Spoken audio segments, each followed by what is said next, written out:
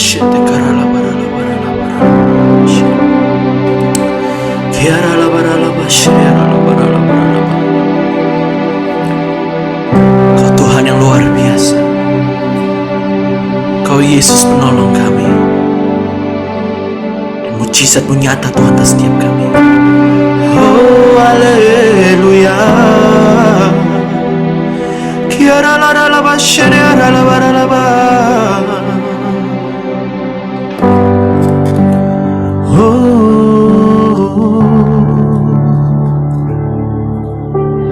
Tiada berubah kuasa nama-Mu, tiada berkesudahan kasih setia-Mu.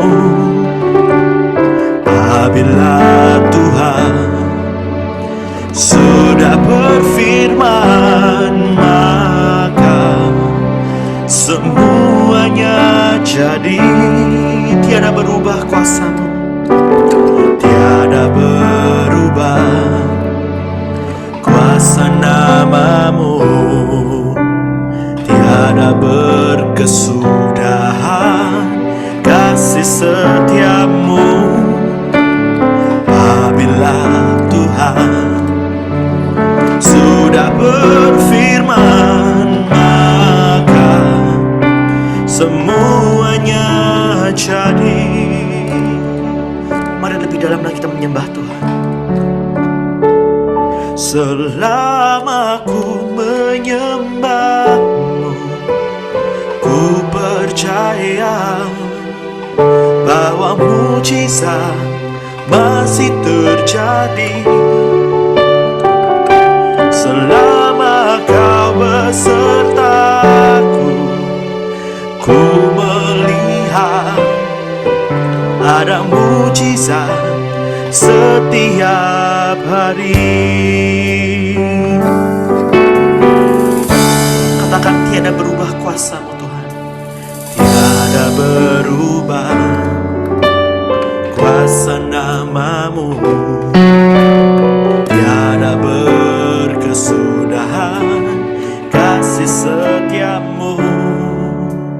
Apabila Tuhan sudah berfirman, maka semuanya jadi. Selama ku menyembah-Mu, ku percaya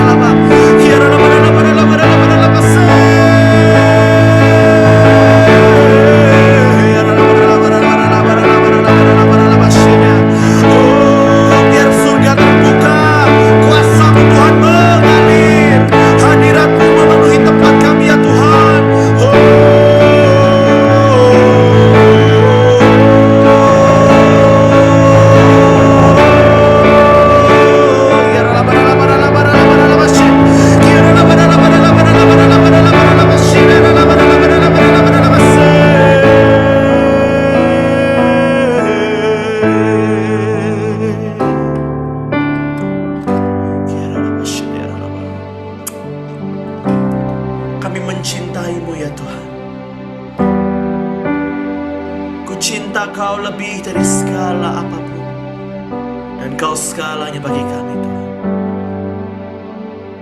Kami boleh melihat kasih, kami boleh melihat kuasa-Mu, kami boleh melihat mujizat-Mu Tuhan nyata atas setiap hidup kami, setiap hari, dalam segala apapun yang kami lakukan. Mari angkat suaramu dan pujikan lagu ini bersama-sama. Setiap hari kulihat kasih-Mu, katakan setiap hari. Setiap hari kulihat kuasa-Mu, kulihat kuasa-Mu. Setiap hari kulihat mujizat terjadi dalam hidupku. Dengan iman kita katakan, setiap hari kulihat kasih-Mu. Setiap hari kulihat kasih-Mu. Setiap hari kulihat kuasa-Mu. Setiap hari kulihat mujizat terjadi dalam hidupku. Panggil namanya Yesus, Yesus, Yesus, Yesus. Ku cinta Kau lebih dari segala yang ada. Hanya Yesus, Yesus, Kau segalanya bagiku.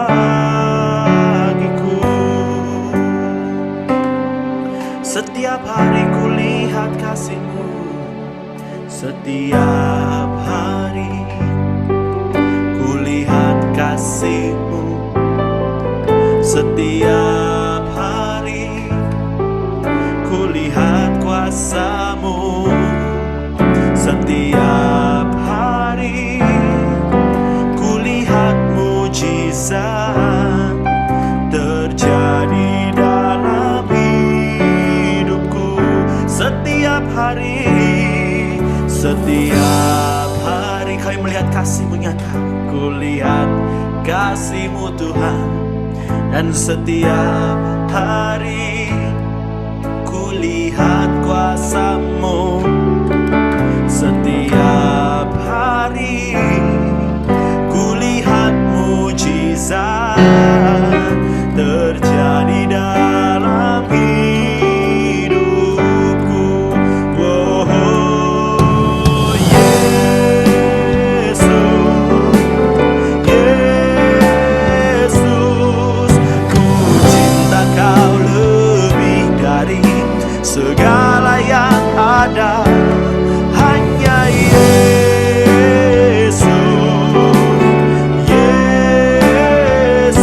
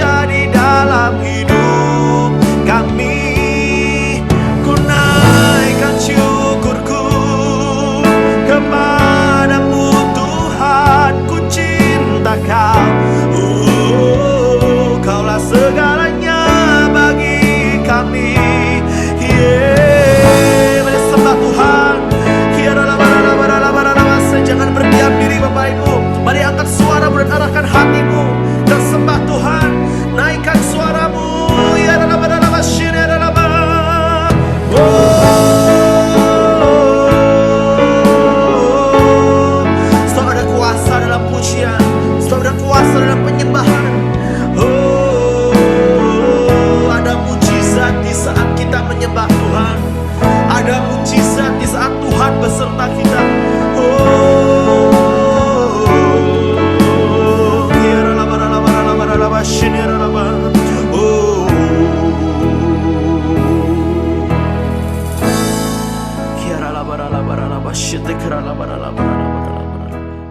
Banyak orang tanpa sadar dia terjebak dengan masa lalu, sehingga dia tidak bisa maju ke depan. Dia tidak bisa melangkah ke depan. Alkitab menggambarkan kita seperti Raja Wali. Raja Wali itu kalau salah satu kakinya diikat dengan tali yang agak panjang, dia masih bisa terbang. Tetapi jarak 1 meter, dia akan jatuh.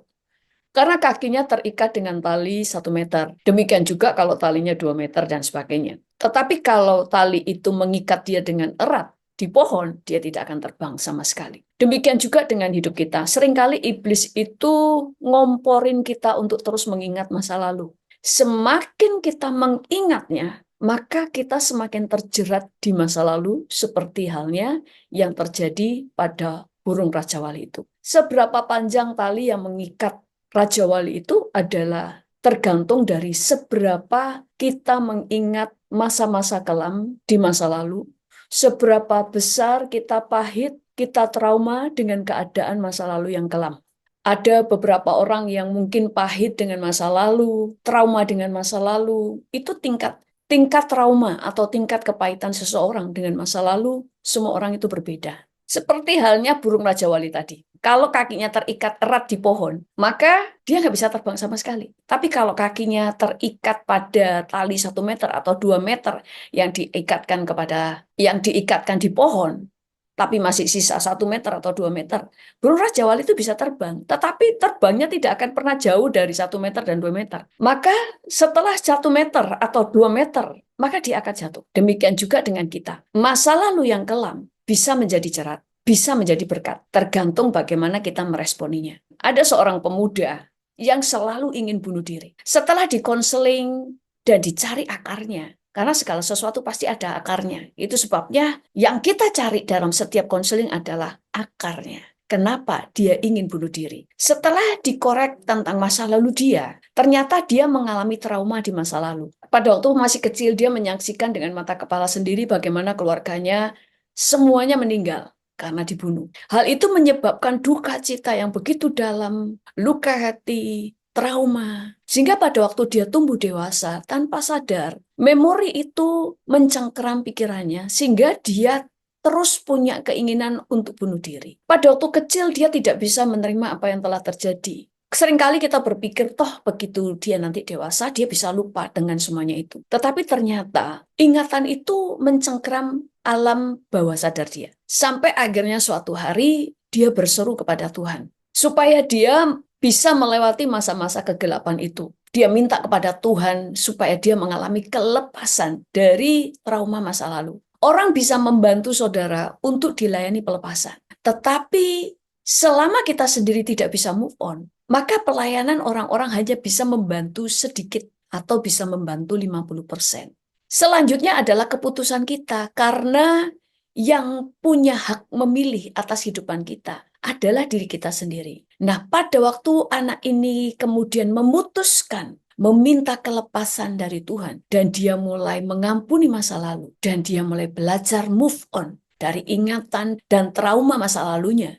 Kemudian dia mengalami sebuah kelepasan. Waktu dia berdoa sambil membayangkan. Nah, seringkali iman itu perlu dibantu dengan imajinasi atau melihat dengan iman. Waktu itu dia membayangkan dirinya berjalan, lalu dia menutup pintu yang ada di belakang dia. Dia menutup pintu masa lalu yang penuh dengan kegelapan, penuh dengan ketakutan, penuh dengan trauma, penuh dengan hal yang menyakitkan. Dan setelah dia tutup, dia melangkah ke depan. Waktu dia terus maju dan mengulurkan tangannya kepada Tuhan, dia membayangkan dia fokus kepada Tuhan. Dan di dalam mata iman dia membayangkan bahwa tidak ada yang tidak mungkin. Bahwa dia akan bisa mencapai segala sesuatu yang dia impikan, yang dia doakan, dan mencapai semua yang sudah Tuhan rancangkan, yaitu hari depan yang penuh harapan di masa depan. Dan setelah semuanya itu, imannya terjadi. Dia mengalami kelepasan, dia mulai mengalami kemerdekaan, dia mulai melihat bahwa dia mulai bisa move on, dia tahu dia tidak bisa mengubah masa lalu. Dan akhirnya dia bisa membangun masa depannya dengan merdeka. Dia sekolah kedokteran, lalu dia punya klinik sendiri, dan dia bisa membangun hidupnya, membangun masa depannya dengan berhasil. Saudara tidak bisa maju selama kita masih tetap mengingat-ingat masa lalu yang menyakitkan. Trauma masa lalu yang terus kita simpan itu seperti jerat yang mengikat kaki kita sehingga kita tidak bisa lari kemana-mana. Kita tidak bisa membatalkan masa lalu. Kita tidak bisa mengubah masa lalu. Dan masa lalu akan membuat kita tidak bisa pergi kemana-mana. Seperti seorang anak muda tadi. Dia selalu ingin bunuh diri karena dia terikat dengan masa lalu. Kita harus ingat Tuhan itu memegang masa lalu dan masa depan. Tuhan bisa mengubah masa lalu yang buruk menjadi kebaikan kita di masa yang akan datang. Itulah kutuk diubah menjadi berkat. Masa lalu tidak diubah Tuhan karena sudah terjadi. Tapi bisa Tuhan jadikan berkat bagi kita di masa depan. Paulus berkata begini di dalam Filipi 3 ayat 13 ayat 13 sampai 14. Satu hal yang kulakukan yaitu dengan melupakan apa yang telah berlalu dan bergegas menuju apa yang ada di depan. Aku berusaha keras untuk mencapai hadiah berupa panggilan surgawi dari Allah dalam Kristus Yesus. Paulus berkata, satu hal yang kulakukan yaitu dengan melupakan apa yang telah terjadi di masa lalu dan bergegas menuju apa yang ada di depan dan berusaha memperoleh hadiah berupa panggilan surgawi dari Allah dalam Kristus Yesus. Pada waktu Paulus melupakan masa lalunya, bukan hanya kita tidak tahu masa lalu Paulus, tetapi ada salah satu yang pasti juga termasuk di dalam masa lalu Paulus, yaitu pada waktu dia mengingat bagaimana dia mengejar-ngejar orang Kristen, memasukkan mereka dalam penjara, menganiaya, bahkan membunuh salah satu orang yang dia lihat di depan mata kepalanya sendiri dirajam batu adalah Stefanus. Dia adalah salah satu anak muda yang bahkan menjaga pakaian-pakaian orang-orang yang sedang merajam batu, yang sedang merajam Stefanus dengan batu. Jadi dia adalah orang yang menyetujui semua itu. Semua yang telah dilakukan orang-orang itu terhadap orang Kristen. Dan tentu ini menjadi sebuah trauma sendiri karena dia merasa bersalah, merasa menyesal. Tetapi kemudian setelah dia menerima Tuhan Yesus sebagai Tuhan dan Juru Selamat pribadinya, dia mulai melupakan apa yang terjadi di masa lalu. Dan dia fokus kepada panggilan Tuhan. Dia fokusnya adalah bagaimana menyenangkan hati Tuhan, bagaimana memperoleh hadiah rohani pada waktu dia terus memenangkan pertandingan. Itu sebabnya dia akhirnya berbalik menjadi orang yang berani mati untuk Tuhan. Karena dia tahu, dia dulu telah membunuh banyak orang Kristen, membunuh orang percaya. Dan setelah dia melupakan yang di belakang, dia punya komitmen untuk mengejar Tuhan, memberitakan Injil, melindungi teman-teman Kristennya, dan dia berani mati untuk Tuhan. Jadi yang membuat dia kemudian berhasil adalah dia melupakan apa yang di belakang. Yang di belakang, kesalahan-kesalahan masa lalu dan trauma masa lalu, dia jadikan sebuah pelajaran yang ada di masa depan. Sekali lagi, Tuhan tidak akan mengubah masa lalumu, karena masa lalumu sudah lewat. Tetapi Tuhan bisa membuat masa lalu yang buruk menjadi keuntungan, menjadi berkat bagi kita di masa depan. Mazmur 16 ayat 6 dan 9 berkata begini. Ketika aku dalam kesesakan, aku berseru kepada Tuhan. Kepada Allahku, aku berteriak minta tolong. Ia mendengar suaraku dari baitnya. Teriakku minta tolong kepadanya sampai ke telinganya. Kemudian ayat 19 berkata, ia membawa aku keluar ke tempat lapang, ia menyelamatkan aku karena ia berkenan kepadaku. Daud pada waktu kesesakan dia berseru kepada Tuhan dan Tuhan memberikan kelepasan. Tuhan memberikan kelegaan pada dia. Jangan membiarkan tempat-tempat gelap di masa lalu engkau pertahankan. Karena pada waktu kita merasa bersalah, trauma di masa lalu, pahit di masa lalu, itu akan menjadi ruangan-ruangan yang dipakai oleh iblis untuk menghancurkan kamu. Jangan biarkan iblis punya pijakan di dalam hidupmu. Izinkan Tuhan membersihkan hidupmu, sehingga dia bisa berkuasa sepenuhnya atas hidupmu. Kalau Joyce Meyer yang dulu selalu diperkosa oleh bapaknya, dia tidak mengampuni dan tidak move on. Mungkin sekarang dia sudah bunuh diri, atau menjadi wanita yang rusak, atau dia tidak jadi apa-apa. Tetapi pada waktu dia move on, dia bisa melepaskan pengampunan kepada ayahnya sendiri. Bahkan dia yang membaptis ayahnya. Masa lalu yang buruk dijadikan Tuhan keuntungan dalam hidupnya. Sehingga dia bisa bersaksi kepada banyak orang. Dia pernah mengalami hal yang buruk dalam hidupnya, yaitu diperkosa oleh bapaknya sendiri. Sehingga lewat Joyce Meyer, Tuhan bekerja memakai Joyce Meyer, memulihkan banyak wanita, membangkitkan pasukan-pasukan wanita yang kuat. Kenapa? Karena Joyce Meyer pernah mengalami apa itu pengkhianatan, apa itu dilecehkan, apa itu tidak, bagaimana dia tidak dilindungi oleh ayahnya yang seharusnya melindungi dirinya. Orang yang pernah mengalami perkataannya, kesaksian hidupnya lebih powerful daripada kata-kata motivator yang tidak pernah mengalami apa yang dia katakan. Ada sebuah keluarga, suami istri, punya 2 anak, laki dan perempuan, dan anak perempuan satu-satunya yang mereka miliki diperkosa dan dibunuh oleh temannya. Keluarga ini sangat pahit karena mereka juga mengenal teman dari anaknya ini. Mereka penuh kemarahan, mereka penuh dengan kepahitan, penuh kebencian, penuh kekecewaan. Dan mereka bersaksi, sejak itu suasana rumah yang tadinya harmonis menjadi panas. Istri sering marah kepada suami, suami demikian. Istri sering marah kepada suami, suami juga sering marah kepada istri, marah kepada anak, anaknya juga stres. Sehingga suasana rumah itu penuh dengan kemarahan, penuh dengan kebencian. Sampai akhirnya mereka sadar, sejak anakku mati, kenapa suasana seperti ini? Akhirnya mereka memutuskan untuk membawa masalah mereka kepada Tuhan. Mereka bergandengan tangan suami istri dan satu anak laki-lakinya yang masih hidup. Mereka berkata bahwa mereka mau mengalami pemulihan. Akhirnya mereka melepaskan pengampunan. Mereka datang ke penjara kepada teman anaknya yang telah membunuh anak mereka. Dan mereka peluk anak ini dan berkata, kami mengampuni kamu. Terjadi tangis-tangisan, terjadi rekonsiliasi. Sejak mereka melepaskan pengampunan, damai sejahtera kembali dalam hidup mereka. Dan mereka bisa beraktivitas kembali. Mereka bisa mengejar masa depan. Akhirnya mereka bisa fokus bagaimana mengasihi dan membesarkan anaknya yang masih hidup. Jangan jadikan masa lalu menjadi jerat. Sama dengan Yusuf. Kalau Yusuf terus memikirkan hal-hal yang pahit di masa lalu, dia tidak akan menjadi seorang perdana menteri. Setiap kita itu, Tuhan itu punya rencana yang luar biasa dalam hidup kita. Tetapi seringkali kita tidak bisa mencapainya karena mata kita sudah dibutakan oleh awan gelap pada trauma, ingatan, kekecewaan, dan kepahitan masa lalu. Sehingga kita tidak bisa melihat apa yang di depan. Kita tidak bisa melihat apa yang baik di depan. Karena yang kita pikirkan adalah masa lalu. Kalau saudara terus melihat ke belakang, saudara tidak bisa melihat ke depan. Yusuf itu ditolak keluarga saudara-saudaranya. Sebagai anak, salah satu anak yang paling kecil, karena yang paling kecil adalah Yusuf dan adiknya, Benyamin. Sebagai seorang adik, dia tentu mendambakan dikasih oleh kakak-kakaknya dan dilindungi. Tetapi justru kakak-kakaknya lah yang membuang dia, ingin membunuh, dan menjual dia sebagai budak. Dia menderita hidupnya, dibuang menjadi budak, dan sebagainya, oleh karena perbuatan kakaknya.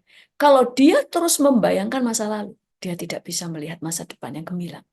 Waktu matanya fokus kepada Tuhan, dia bisa bersyukur dan dia percaya bahwa masa lalu yang buruk adalah untuk mempersiapkan sesuatu yang besar di masa depan. Kalau masa lalu buruk karena kesalahan, kita minta ampun kepada Tuhan. Tetapi kalau masa lalu yang buruk bukan karena kesalahan kita, percayalah, itu seizin Tuhan. Dan Tuhan akan membuatnya menjadi kebaikan di masa depan.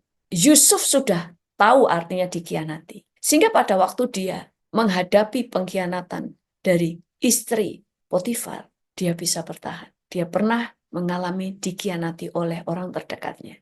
Sehingga pada waktu dia difitnah dan dikhianati oleh bosnya sendiri yang dia layani dengan sangat baik, dengan penuh penghormatan, bahkan mereka menjadi kaya, salah satunya oleh karena Yusuf. Dia tidak menjadi kepahitan. Demikian juga dengan Daud. Dia ditolak ayah ibunya. Dia ditolak saudara-saudaranya. Dia ditolak oleh mertuanya sendiri, yaitu Saul. Bahkan Saul ingin membunuh dia. Saul selalu mengejar-ngejar dia. Dan Saul yang memisahkan Daud dari istrinya. Karena Saul kemudian menyerahkan istri Daud dan memberikannya kepada orang lain. Sebagai seorang suami pasti itu sebuah penghinaan. Istrinya dinikahi orang lain tanpa sepengetahuan dia, yaitu Mikal. Tetapi pada waktu dia melepaskan masa lalunya, dia tidak terjerat oleh masa lalunya. Dia menjadi raja yang tidak pernah terkalahkan. Bahkan Mikal istrinya yang sudah dipisahkan oleh Saul, Tuhan kembalikan kepada dia. Untuk membalikkan keadaan sangat mudah. Tetapi yang seringkali Tuhan mau, hati kita diubah. Sehingga kita menjadi orang kuat bukan karena tidak punya masalah. Tetapi kita kuat karena kita telah keluar menjadi pemenang pada waktu kita berhasil move on dan mengampuni masa lalu. Saul tidak bisa mengampuni masa lalunya. Hanya karena dia melihat emak-emak penggemar Daud memuji-muji Daud. Dia sangat pahit sampai akhir hidupnya. Dia tidak pernah move on hanya karena satu kali peristiwa. Bagaimana emak-emak memuji Daud yang dengan berkata, Saul mengalahkan beribu-ribu musuh, tetapi Daud berlaksa-laksa. Hanya karena satu kejadian itu, Saul tidak bisa move on. Itu terus yang terngiang di dalam pikiran dan telinganya. Sehingga pada akhirnya dia membawa pahit sampai mati. Sehingga dia mengalami kehidupan yang sia-sia. Hidupnya semua dipenuhi dengan kebencian, kemarahan. Sampai dia juga marah kepada Yonatan, anak yang sangat baik kepada bapaknya. Yang tetap mendampingi bapaknya walaupun dia tahu bapaknya salah. Tetap mendampingi dia, tetap mengasihi bapaknya. Sampai Saul itu nggak bisa memperhatikan anaknya. Di otaknya penuh dengan Daud dan perkataan gerombolan mama. Karena mama itu karena kalau mama itu lagi suka dengan seseorang, dipuji-puji dan ternyata itu melukai orang yang lainnya. Para penggemar itu seringkali mulutnya itu memuja-muja dan pedas kepada musuhnya. Saul tidak bisa move on dari situ sehingga hidupnya sia-sia. Seluruh hidupnya dia pakai untuk mikirin gimana cara membunuh Daud. Coba kalau pada waktu itu Saul mulai melepaskan, mulai membereskan hatinya, minta ampun kepada Tuhan dan tidak cemburu. Dan justru mendukung Daud. Kan Daud itu mantunya sendiri. Apalagi Daud dan Yonatan anaknya, itu adalah sahabat dekat. Kalau dia mendukung Daud, maka dia akan pensiun menjadi raja. Tetapi dia akan menjadi seorang raja, mantan raja yang terhormat. Dia tidak perlu berperang, dia tidak perlu melakukan banyak hal yang dia harus pikirin untuk menjadi raja, biarkanlah itu Daud bersama dengan Yonatan. Maka dia bisa pensiun, tapi tetap terhormat. Dia tetap berada di kerajaan karena dia adalah mantunya raja, karena dia adalah mertuanya raja. Dia bisa menghabiskan masa tuanya dengan anak dan cucu-cucunya dengan berbahagia dan fokus untuk menjadi orang yang mengasihi Tuhan. Tetapi dia menyia-nyiakan hidupnya karena dia tidak pernah move on. Mungkin saudara mengalami masa lalu yang buruk. Mungkin kamu pernah disakiti, ditolak keluargamu, diperlakukan tidak adil, perusahaanmu dihancurkan oleh sahabatmu sendiri, engkau dikhianati oleh orang terdekatmu, atau dikhianati oleh keluarga, atau suamimu, atau istrimu sendiri. Engkau tidak bisa hidup di masa lalu dan mengharapkan masa depan yang penuh harapan. Karena pada waktu engkau mengingat dan fokus di masa lalu, maka engkau akan terus ditarik mundur ke belakang. Itu sebabnya engkau tidak akan pernah mencapai apa yang seharusnya menjadi milik, menjadi hakmu, menjadi berkat yang telah Tuhan sediakan bagimu. Itu sebabnya, sekali lagi kita tidak bisa mengubah masa lalu. Bahkan Tuhan tidak akan mengubah masa lalu. Yang lalu biarlah berlalu.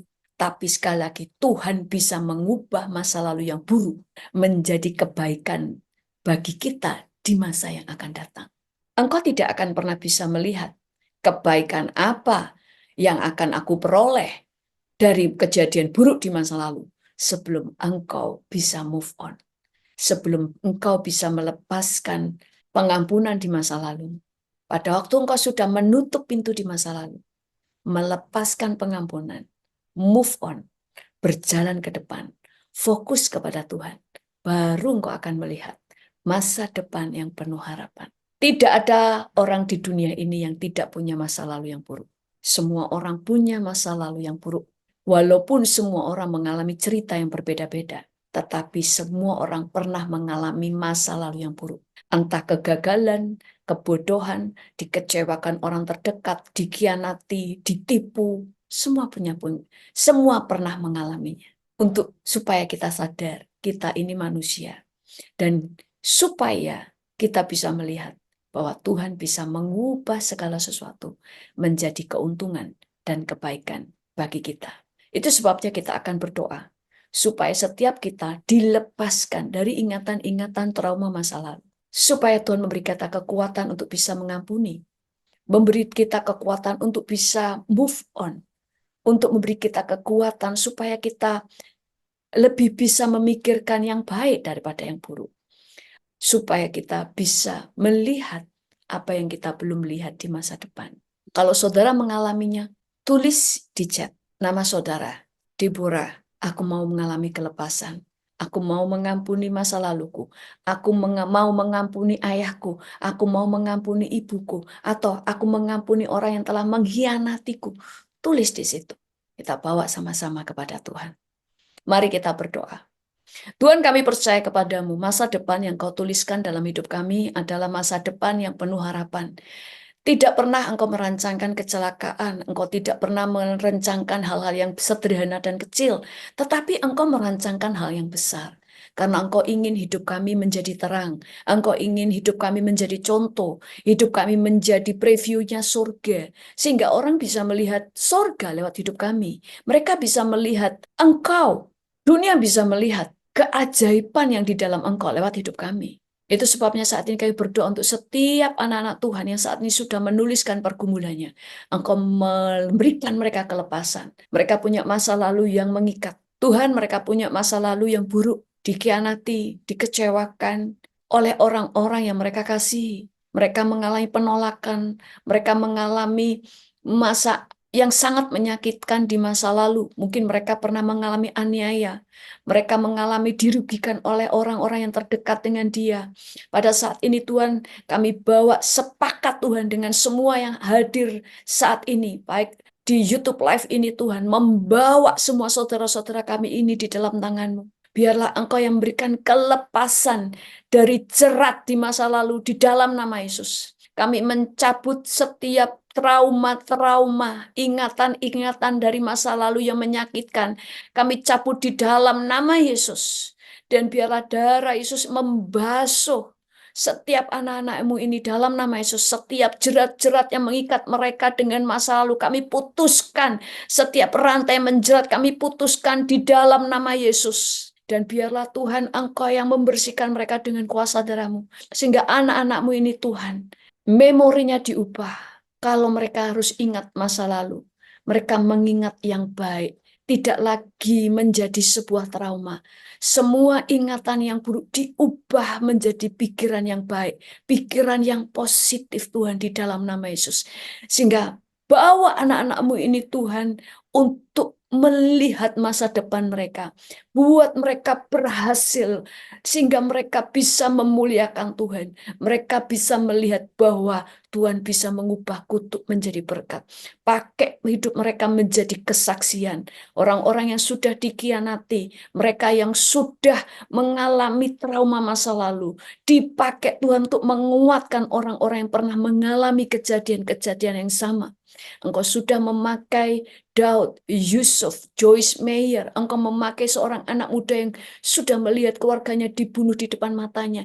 Engkau telah mengubah kutuk itu menjadi berkat bagi mereka, sehingga mereka menjadi orang yang kuat dan dapat menguatkan orang lain. Demikian juga dengan semua yang saat ini Tuhan telah menuliskan beban mereka untuk mengalami pelepasan, biarlah dilepaskan. Kami bersyukur kepadamu Tuhan, karena Engkau yang membaca satu persatu setiap apa yang mereka tuliskan. Engkau tahu apa yang menjadi pergumulan mereka. Engkau tahu apa yang ada di masa lalu mereka. Dan belas kasihan-Mu yang turun dan kasih-Mu tidak pernah gagal untuk mereka melihat bahwa Engkau mengubah semua menjadi kebaikan. Terpujilah nama-Mu Tuhan. Kasih-Mu menguasai, kasih-Mu melanda setiap anak-anak-Mu ini. Terpuji nama-Mu dalam nama Tuhan Yesus. Haleluya. Amin. Tuhan Yesus memberkati saudara semua. Kita mau maju bersama-sama. Kita mau move on. Kita mau menjadi orang yang berbeda. Tuhan itu baik. Sampai bertemu di hari Selasa minggu depan. Jam 7 malam waktu Indonesia bagian Barat. Tuhan Yesus memberkati. Selama kau beserta